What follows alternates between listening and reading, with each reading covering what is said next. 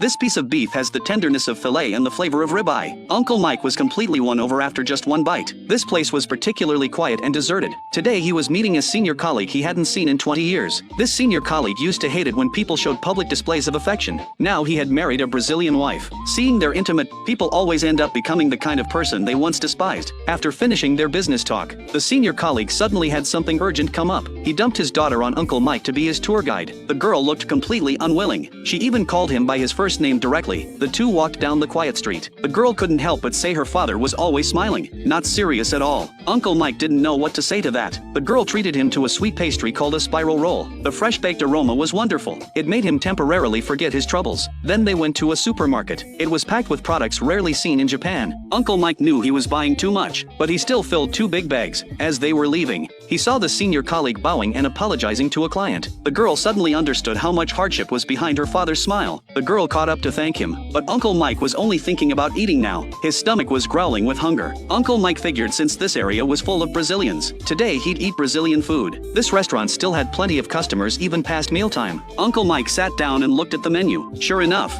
it was typical South American style. The menu was all meat. Grilled meat was priced by weight. In a restaurant that's all meat, what was there to hesitate about?